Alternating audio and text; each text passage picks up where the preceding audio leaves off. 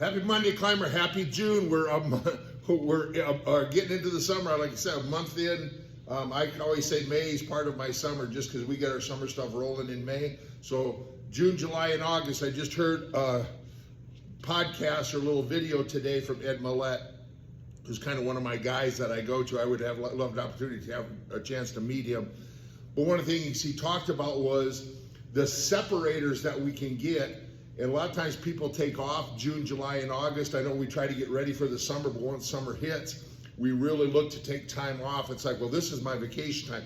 This is a time for me to relax. And yes, we want to recharge, we want to reboot, we want to regenerate, we want to take care of ourselves from that fashion. But don't forget to get in your exercise. And this is a great time to find the 3 or 4 different exercises that maybe really make the biggest impact for you, right? So I always just tell folks when I'm on vacation, when I'm doing different things, when I'm traveling a lot, I might not be able to get in my whole workout and my, whole 45 minutes to an hour training session, stretching, get my warm up in, get my resistance training in, get my cool down in and do all those things. But I for sure can pick, hey, here's 2 or 3 exercises that I know that are really, I'm going to get good bang for my buck when I'm going to get my warm up in.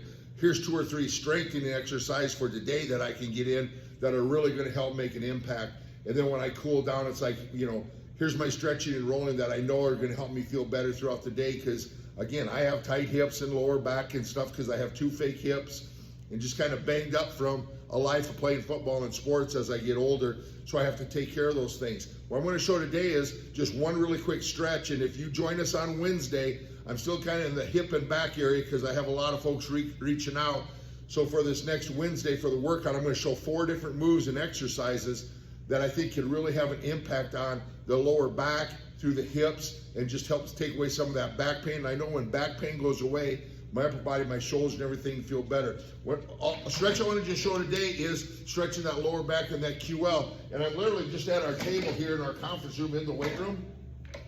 Move this chair out of the way. So this is something you can do in your office. You can do right before a conference. And all I'm going to do is I'm going to lean against this table, right?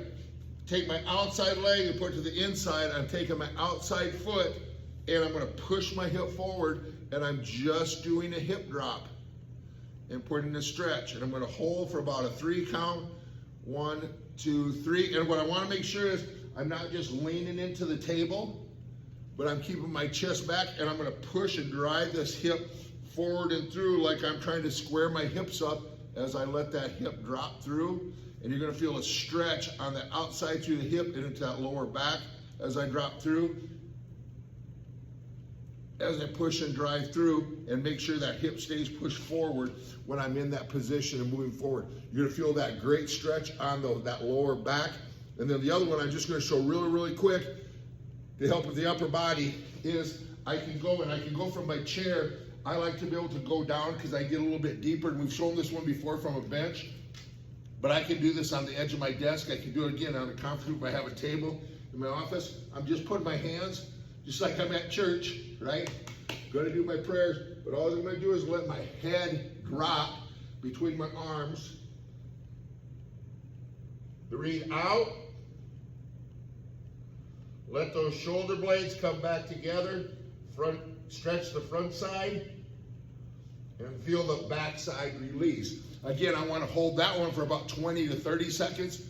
So if I do my 10 hip drops, 10 to 15 hip drops on this side, 10 to 15 on the other side, you're looking at about a minute, minute and a half, depending on how long you hold that stretch.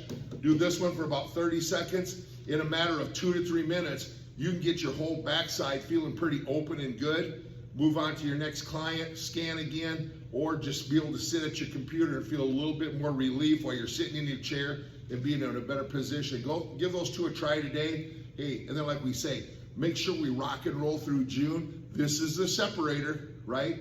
Yes, it's good to recharge. Yes, it's time to take some summertime off.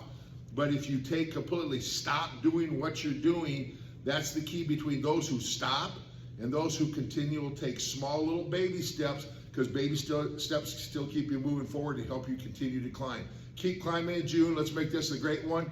And make sure you catch us on Wednesday. I'm going to show 4 different movements, just the one I showed here, to really open up those hips and that back. And I make you live pain-free. So make it a great one. Talk to you later.